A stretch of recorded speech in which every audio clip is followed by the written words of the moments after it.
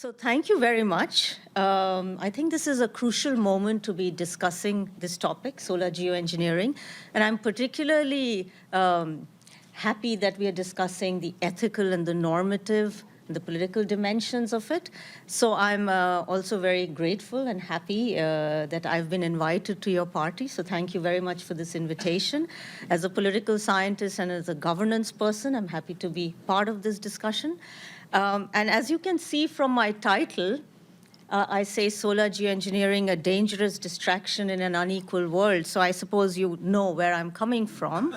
That is left in no doubt. But what I wanted to do in my talk is to address why I take this view and what are some of the political normative governance rationales underpinning it. Also in relation to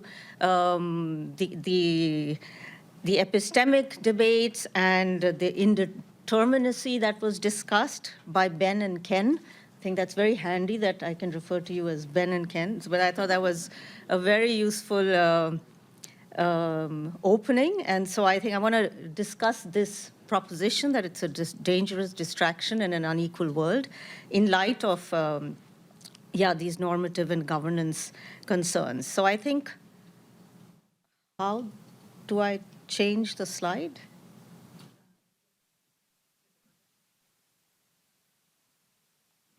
Oh, it's right here. Technology? Yeah. Great. So you can just advance on this. This one here? Okay. Yeah, great. So I think in essence, we are at an ecological and ethical crossroads at this critical juncture in time. And that's why I think it's really important to have this conversation. And to me, the essential question is sort of this. Do we want to live in a world, and actually, do we want to leave to our children a world in which the future option, there is a future option of using solar or there isn't? And who should decide this? And this is a very confronting question because it's a scary question, because it asks us to say that, we'll take something off the table, and that's a scary proposition. But it seems to me that that is the question that we have to concern ourselves with. And so this has been discussed. What is solar geoengineering? So I will not, it's basically, this is what we are talking about, a set of speculative proposals to reflect some incoming sunlight back into space. And I'm also referring in my talk mostly to the most widely discussed, injecting sunlight reflecting aerosols into the stratosphere, as has also been the case in previous talks. And the terminology, of course, has continually evolved, and that also reflects one's perspectives on this issue. So you might even hear novel climate protection technologies. I didn't put that there, but so there's a continually evolving terminology here. But why call this then a dangerous distraction? And I'd like to just put this in the broader context, of course, of what the nature of the climate crisis is. And coming at this question from a political science and governance perspective, as I said, we basically, and I've been researching global climate governance more broadly, and a lot of the focus in governance scholarship is on effectiveness and how can we secure the effectiveness of global climate governance. But in my work, I've tried to make the case that this question of effectiveness is inextricably linked to the question of responsibility and equity. And it's not just a sort of normative moral sideshow that we need to consider equity, that the very effectiveness of our ability to address the climate crisis depends on our ability to address the equity questions around it. So I think because, in fact, and the reason I say that is because at the end of the day, our ability to address the climate crisis depends and is shaped by age-old political questions. Questions about how big is the pie, how is it divided, who gets to decide, who needs to act, who needs to pay, who gets what, how much, and why, and who wins and who loses from the ways in which we address the climate crisis. So in that light, I would say that, and this is for some of us, it might be a very obvious starting point. For some, it's not. But climate change is at its core a political problem. Yes, it has many dimensions, of course. It has but it is not. We have the technological, we have the ingenuity, the finances, et cetera. Those are not the hurdles per se. Ultimately, at its core, it's a political challenge. And I just wanted to, I was part of this latest book that Mike Hume edited. It's a student primer, and it has 15 propositions about climate change. And the first one says, is climate change the most important challenges of our time? And he asked two people to say, well, yes and no. And I was asked to argue no. Now, what I'm trying to say here is not to deny the fact that climate change is an absolutely crucial and pressing challenge of our time, but to say that we cannot address it if we don't address inequalities at the same. These two twin challenges, I mean, we hear a lot about the poly crisis, et cetera, but just focusing on this twin inextricable relationship between being able to address climate change and reducing structural inequalities, I think, is absolutely crucial. So, and one could throw out a lot of graphs about inequality, et cetera, but I will try to keep it very short. And just to show a few just very quick illustrations about what these sort of structural inequalities are within which we need to try to address the climate crisis. So this, on the left-hand side, is a series of graphs from an article by Will Stephens, a giant of science who we unfortunately lost last week. But in this, I'll just point to that one, the middle box on the first row. It says real GDP. And this, you may not be able to read it, but essentially this is outlining a number of key socioeconomic trends over his historical period of time from 1750 to 2010. And it's, and his point was that there was this great acceleration around 1950s where all kinds of socioeconomic trends sort of shot up. And if we just look at real GDP, there's a huge spike after 1950. But what he did in this is he distinguished between OECD countries, the BRICS, and others, because he was trying to address this question of, well, you know, it's not a homogeneous mass of humanity that's had this impact and this Anthropocene footprint, but it's of course, it's highly, highly unequal. And that middle one shows that about 75% of real GDP was commandeered by 20% of the world's population over a large period of time. So we are talking fundamental structural inequalities. And if we just look at a few of these other graphs, that's a study from Oxfam, we'll all be familiar with some of these, showing that basically the top 10% of the wealthiest are responsible for lifestyle consumption emissions of 50% almost, whereas the bottom 50%, the poorest 50%, are responsible for 10%. And then we also see the economic impact of historical global warming here. We see which parts of the world are most impacted. So, and I'll just show one other one. If we talk about another type of indicator, we talk about total income going to the top 1% since over time, since the year 1900. And we can see what this shows very nicely is that also even amongst OECD countries, some are doing better than others. So if you look at the English-speaking world, then we see that income inequality was very, very high at the turn of the last century, before the world wars, et cetera. And then it fell off post because of the Depression, the world wars, and then, but it has gone back up for the English-speaking world rather dramatically, whereas Europe and Japan, the non-English-speaking OECD world, is doing relatively better. And the point here is that the United States, of course, is leading the charge here. So this is the context within which both the climate crisis has to be addressed and the solar geoengineering governance debate lands. So that's important to ask ourselves, well, who is pushing for solar geoengineering? And at this critical juncture in time, I think those are important questions, because is it so we can come back to that. It's a small group of people based largely in elite institutions in the global north, and they have outsized influence, but it's still a small group. So that's a question that we need to ask ourselves when we contextualize this. So then coming back to this idea that it's an ethical and ecological crossroads that we find ourselves at, we face two enormously complex challenges. So I think one is, it's important to also identify where, no matter where we are on the solar geoengineering discussion, we can agree on these 2 points. I think all of us can agree that the climate crisis is already is having severe and unequal impact. So those impacts have to be addressed. That's one core issue for governance, and this was discussed a little bit. Of course, we have to also address already occurring impacts. And then, of course, we need the just transition to deep decarbonization urgently in the short term. So we can agree that these are enormously complex, unprecedented challenges that we face.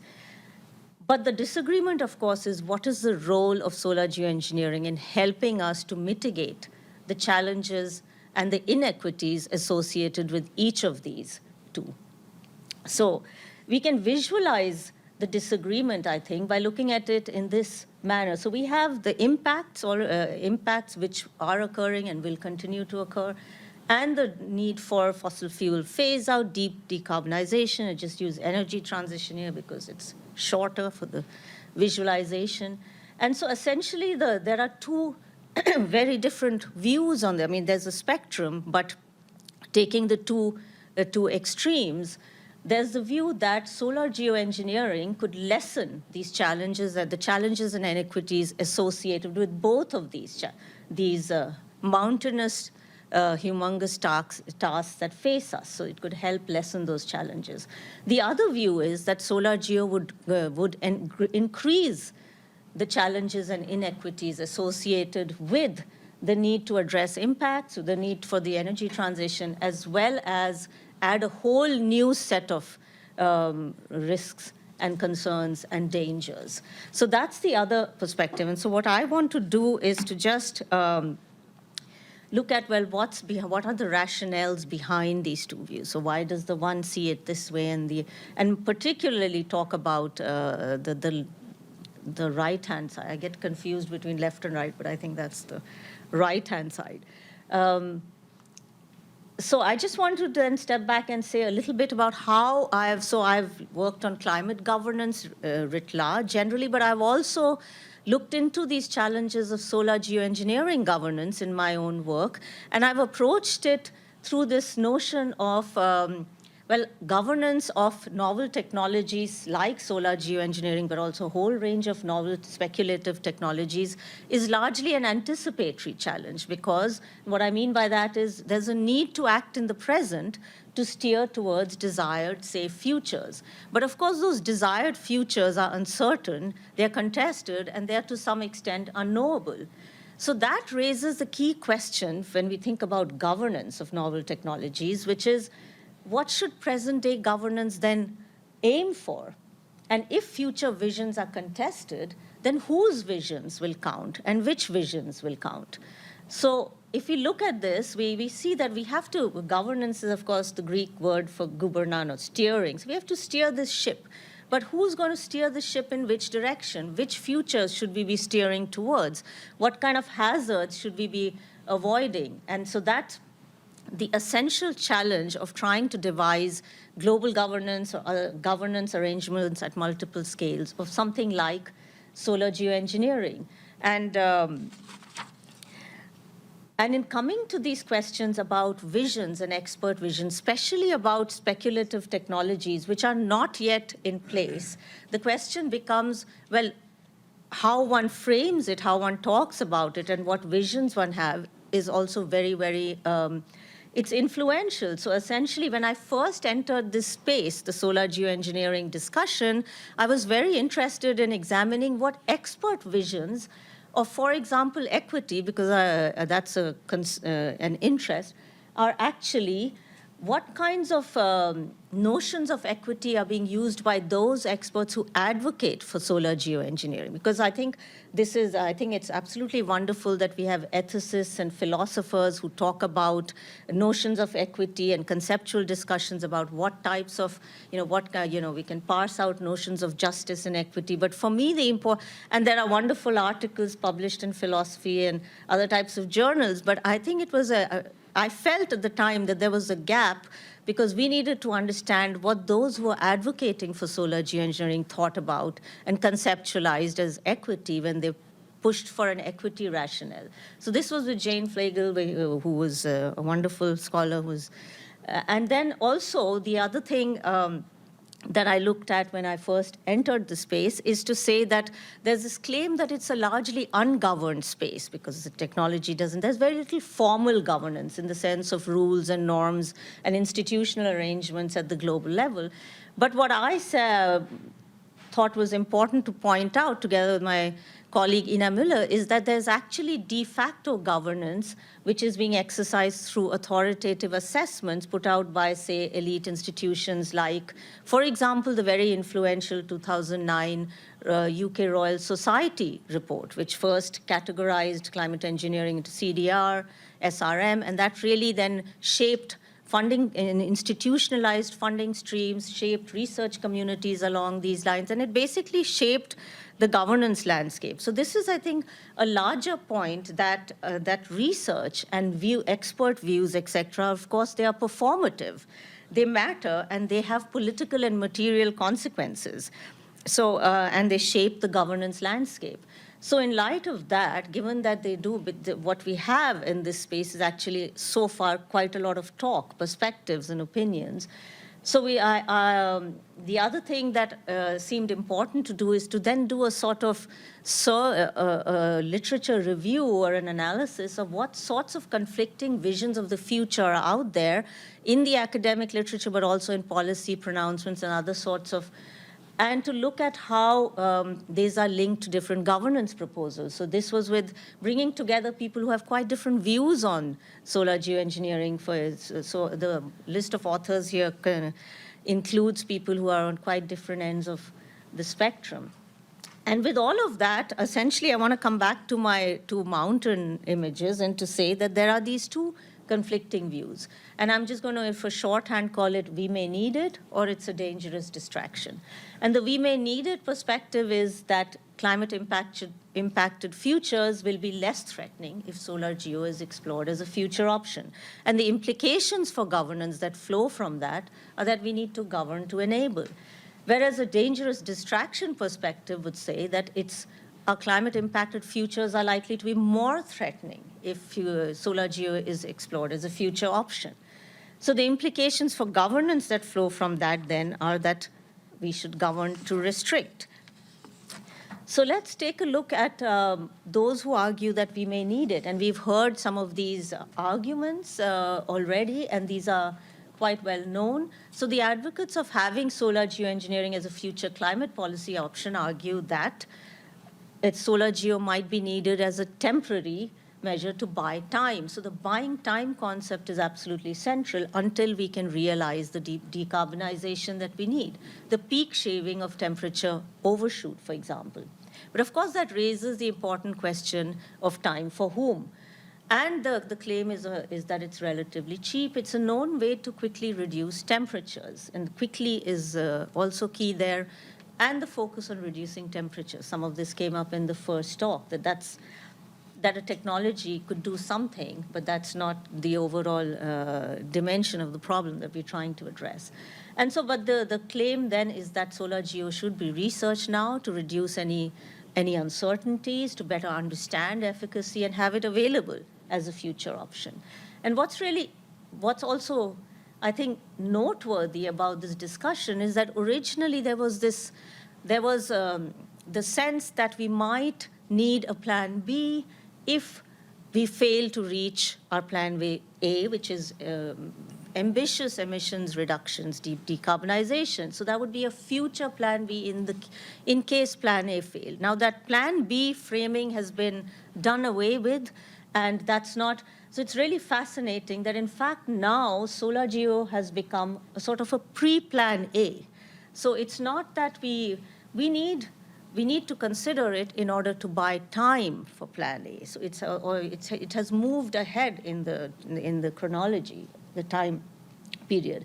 And in fact, now the latest framing of this is that we shouldn't even be talking about plan A's and B's, et cetera. There is one plan, there's a plan A. And solar geo has a role to play in it because it does these important things. It buys us time so that we can do all of the important things we need to do. And in fact, there's also an emerging framing now that could be that even if we reach 1.5, the impacts of 1.5 will be so severe and will be so unequally distributed that we might need solar geoengineering anyway. So I think the striking thing here is no matter what happens in the real world, we might completely fail to reach plan A, we might need solar geo.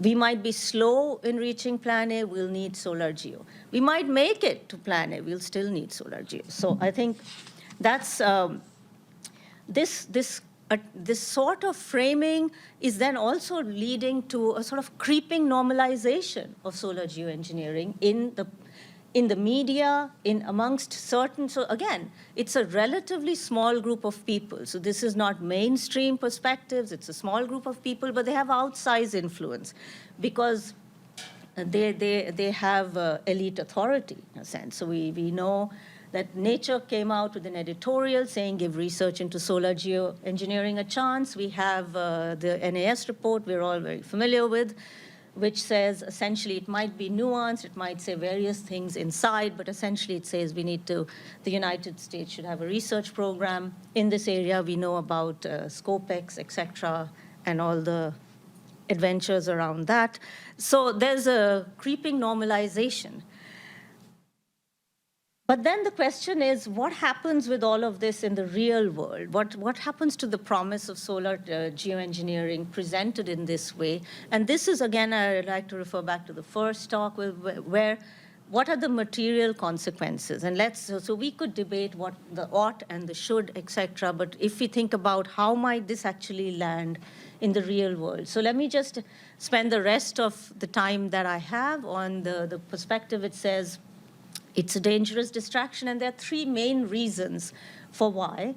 And the first is that the future risk, and this is the indeterminacy argument to some extent, that risk to planetary and climate systems, essentially what we are talking about is engineering the Earth's climate. And we are talking about basically giving ourselves a sort of new climate and to manipulate the global temperature thermostat.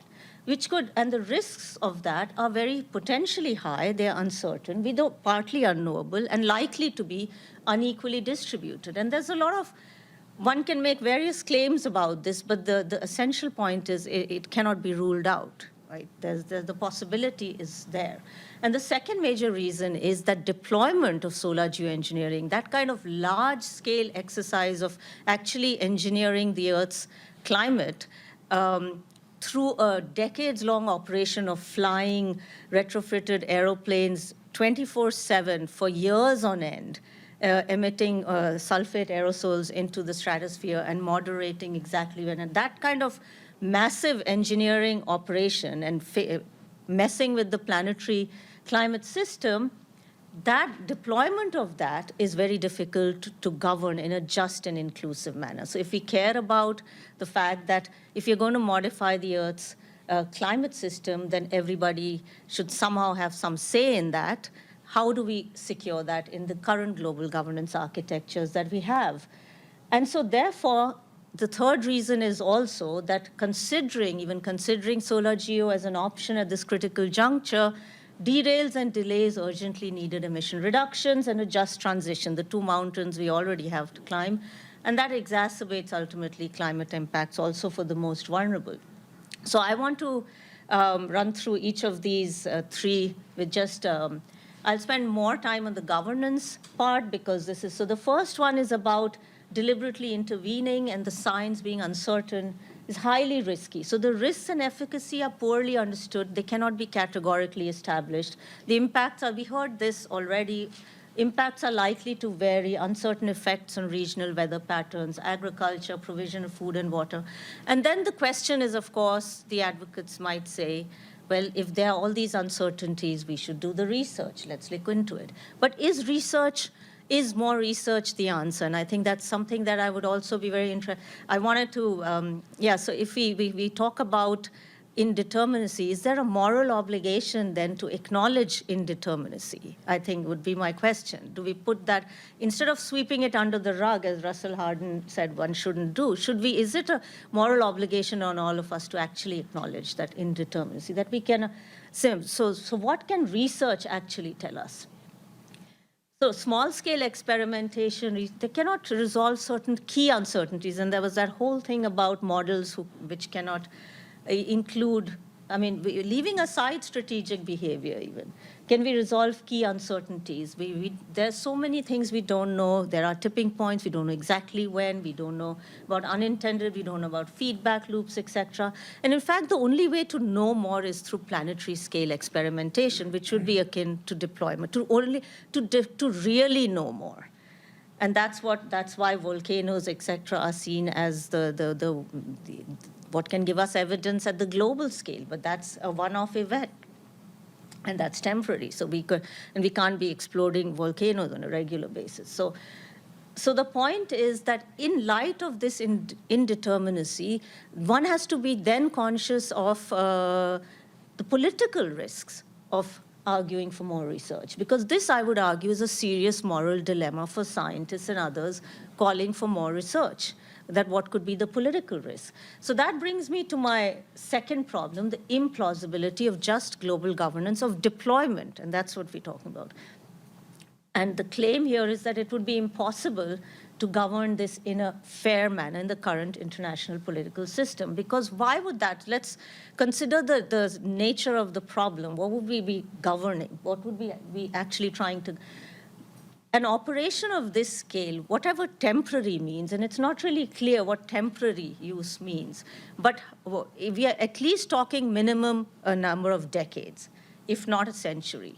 And so, but that's wholly in the sphere of the unknown right now, but it would require complex global decisions on the places and the manner of deployment, on the intensity of deployment. So one of the things that is said is, if we would just have moderate, we could tailor it. It's like a thermostat. Of course, we know the thermostat analogy. We could tailor it to have moderate cooling, which can then be ramped up or down as we need, and we can avoid the termination effect if it's moderate, et cetera. But so who would decide the intensity of cooling, where, the duration of deployment, and what about responsibility and compensation for harm? I mean, we've seen how that conversation has gone for low-hanging fruit, in some sense. The UNFCCC, we fought for, I shouldn't say we in that context, but there's been an ongoing fight for loss and damage for at least 15 years, and now 30 years after the UNFCCC, there's a loss and damage facility, but that's the real world reality of how long it takes to get these sorts of, so how would we even begin, and the causality there is pretty clear about loss and damage, who's responsible. Here, causality would be a major question. And these complex global decisions would be very much complicated by the fact that the type and degree of deployment would affect different countries differently, and risks would be unevenly spread. So how would we come together to decide this? And is that image that we're going to, there's a rational decision-making, coordinated international endeavor, which we're going to come together, we're going to decide, we're going to do it at this level, and it's going to be a win-win outcome for all. Is that politically plausible? Is that what precedent and historical experience tell us? So if we were to actually take seriously the idea that we need democratic decision-making, what would that look like?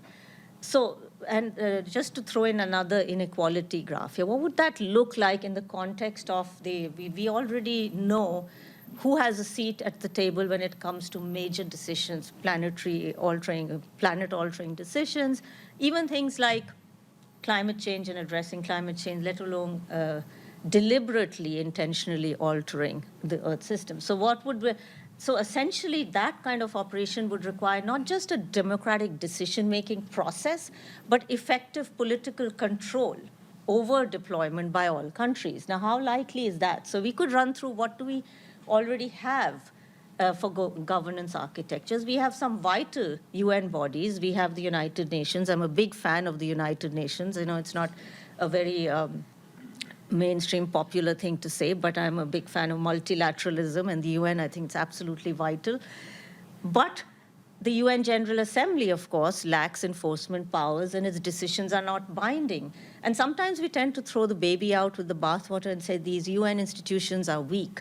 But they are weak because sovereign nation states don't wish to give enforcement power to something like the UN General Assembly. And the reason for that is also because we have one country, one vote decision-making processes. So that gives developing countries a majority vote in the UN General Assembly. So that would be one of the reasons why it lacks enforcement authority. And decisions are not binding. We have the UN Environment Program, and we know that it has limited operational capacity. We have the UN Framework Convention on Climate Change, which is the main game in town to address climate change, or to send the signals and to change the incentive structures, and then, of course, action has to occur at all different levels. But it has struggled to address issues. I mean, lower hanging fruit, they're hugely contentious issues, but they are lower hanging fruit compared to solar geoengineering at planetary scale and large-scale deployment over a period of decades and centuries. But we have not managed to address those in a just and effective manner. So if we consider, like as I was saying, there's the one country, one vote. So most UN bodies follow this sovereign principle of sovereign equality. And powerful nations, I guess this is a sort of a given, that would be unlikely to accept such a system of oversight for planetary scale geoengineering. And there are no, at the moment, universally accepted alternatives to one country, one vote. But we could try to think out of the box. What about voting rights for all humans? We're talking about planetary scale engineering. We could think about something like a global, we are very creative. There could be some innovative process. What about a global people's assembly on planetary engineering or something? Because the advocates also suggest that we'll sort out the global coordination problem. We'll figure something out. So, but if we look at the voting rights for all humans, of course, that would give China and India 40% of the vote, and Russia would have about 1.7. The United States would have about 4. So are these countries going to be willing to place planetary altering technologies under the global political control of institutions where this is the way the decision-making would work, a fair decision-making by different criteria? So if we could think about what the US would choose, it would have either 1 out of 194, the 194 countries with the one country, or it would have 4.2% of the vote. So would this be acceptable to a country like the United States, which is pushing for, and we know about unilateralism and et cetera, going your own way. So is that going to be, is that morally, politically, and otherwise acceptable? So if we can envision that we will have some sort of global coordination, what would that look like? We could consider the UN Security Council, one of the bodies which does have some enforcement power, and where the United States and 4 other countries do have a veto right, but would that be legitimate for the rest of the world, which would be 75% of the world? Because the 5 veto countries constitute basically the remainder. So the question is, what kind of, we could also consider that this has also been suggested by that we could have coalitions of like-minded countries. But this gets into, I think Kevin and others are going to talk about this. What are the geopolitics of this? So we could get together a few countries without a UN mandate. What happens if other groups of countries disagree? Could you have geoengineering arms race? And these things are sort of waved off as fear-mongering, but this is the question that one can, how would we devise this concretely? And what would that look like, especially in the geopolitical tensions that would happen? And how would we guarantee that any kind of arrangement that we put into place would outlast the lifespan and the political and other biological lifespans of those who are engaged in this process? So this is the question. So then there's also this discussion that it could be a billionaire, et cetera. And I think they are not going to be deployers themselves, because I think no matter how much money you have to run a decade-long, half-century-long operation yourselves, you need places to deploy from. I mean, it's not that, but the important point here is that they'll be a crucial part of investing in these technologies, giving them outsized influence. So in whose hands do we want to put the fate of the planet and our people? So if we come to this final question, then this is something that's been addressed quite a bit. I don't like to use the terminology of moral hazard. I think it's essentially the point is that we distract from the urgent task at hand. And especially if this is something that's going to be a speculative promise, which will not be realized, then it's a moral travesty that we distract from the pressing issue at hand. And it was, of course, it's not the case that everybody pushing for solar geoengineering research is in the pockets of the fossil fuel industry, et cetera. That's not the case at all. There are many well-intentioned scientists and others.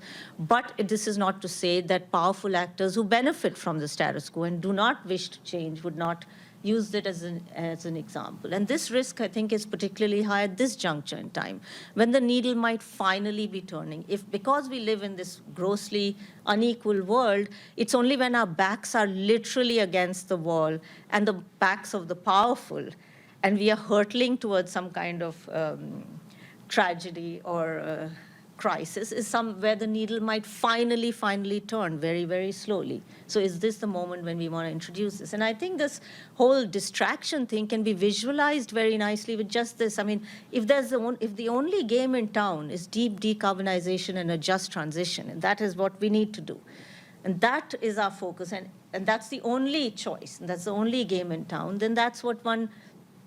But if we say, oh, let's see, maybe, that distracts. So I think the point is it also fuels these fossil fuel fantasies. And the question about buying time then becomes, who are we buying time for and for what? And are we buying time or are we buying delay?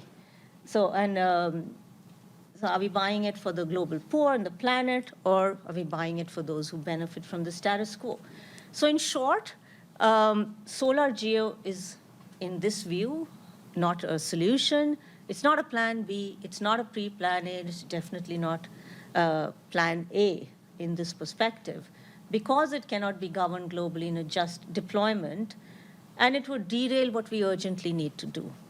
And the important point also is, of course, that science, and this is the point about science and research, is performative, and it has material and political consequences. And no matter how well-intentioned scientists are, we know that they don't get to decide how their technologies will be deployed, or they don't get to decide that there will be no mitigation deterrence. So they might get up and declare that, of course, mitigation comes first. But that declaration assumes that the scientist standing there declaring that has some power to make that happen. That is something we can think about. So coming back to the critical juncture in time, I think the question, and that's why there's this fundamental question at this moment. We are standing at a precipice, I would say. And the IPCC has told us, if we really don't want to blow past 1.5, and that's another whole issue where there's so much, there is so much discussion about whether, in fact, but at any rate, we are standing at the precipice, and that's the realm of the unknown.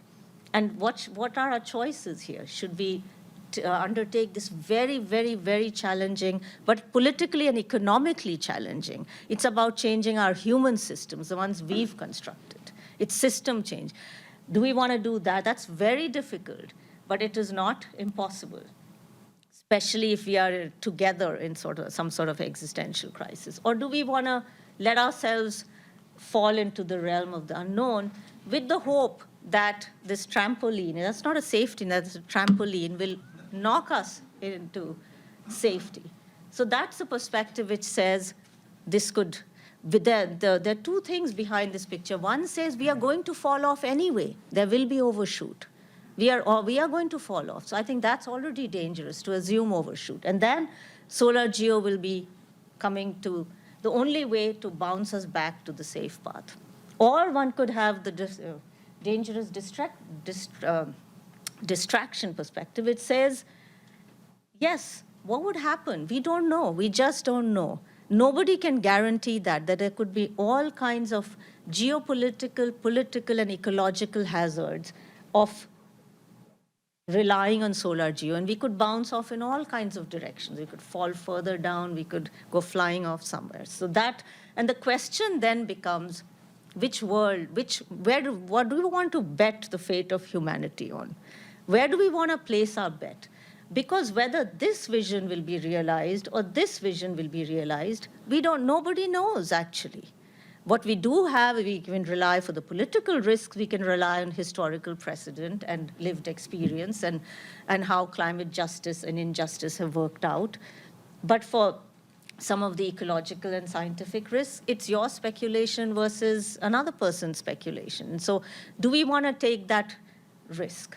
Because what if this is actually turns out to be the case? Do we want to take that risk? I think so. So in effect, the choice is not, there's often this claim that these are complementary approaches. This is complementary, but it is not complementary in one fundamental way. This is not to suggest that you either do solar geo or you do decarbonization, and nobody is saying that. And the point here rather is that you might do some, with solar geo on the table, you might do some decarbonization, but the world that you would inhabit, if you go on this path or on that path, is very, very different. Because the solar geoengineered world is a different world. It's a different climate. We need to have, if we were to, we'd have to maintain that for a very long period of time. And how would that politically and otherwise, we would be at the mercy of whoever's able to keep that going. And if there's a third world war, what have you, or anything that happens that disrupts this process, we would be in deep trouble. So then I think I come back to the question, do we want to live in a world with or without this? And that's the, who should decide this? And I would like to use my last 5 minutes, if I can go 5 minutes, because I think we started, that if we take seriously this, and that's why I feel this is actually the first time as an academic that I have felt the need to not only put my perspective across in an academic article or something, but to actually feel like we need to get a coalition of people together, academics together, who might share this view in order to have a concerted effort to say what we really need is we need to take this option off the table. That's very, very confronting, but if we think that this could be deeply dangerous, there's this initiative, then I think we need to have restrictive governance. And who should act? Governments, the United Nations, and all other concerned actors. Could be national academies, research councils, civil society, everybody, whoever feels concerned about this, and in different ways. There are all kinds of ways to do it before it's too late. And so we have a concrete proposal. I'm part of this initiative, which some of you may have heard of. We call for an international non-use agreement on solar geoengineering. And essentially, the idea here is, as I said, that this could be, and what we also specify that, and I love that say yes to no. This is because it always seems as if we're just saying no to everything. Sometimes, sometimes. But the 5 core commitments that we think should be part of a non-use agreement is no public funding for research, no outdoor experiments, no patents, because planet-altering technology should not be patented and be in private hands, no deployment, and no support in international institutions.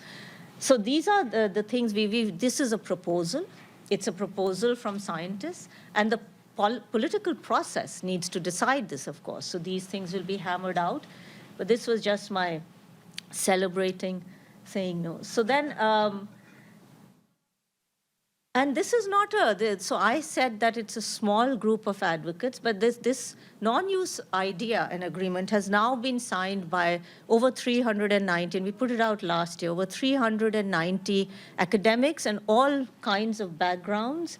So we have environment, we have economists and et cetera. We have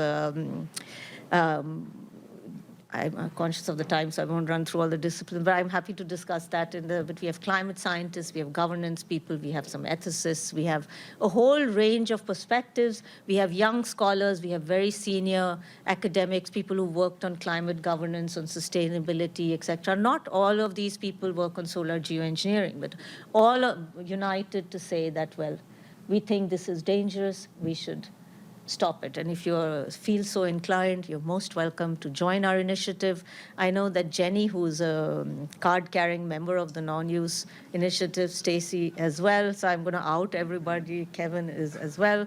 And so we have also developed this document, which we are happy to share with people about debunking some of the most commonly myths about solar geo. So we have that as well. So I just want to end then with just saying that this is not just, one person's view, and just to share with you a little bit what some of the perspectives are from those who've taken, who think it's a dangerous distraction. So this is Amitav Ghosh.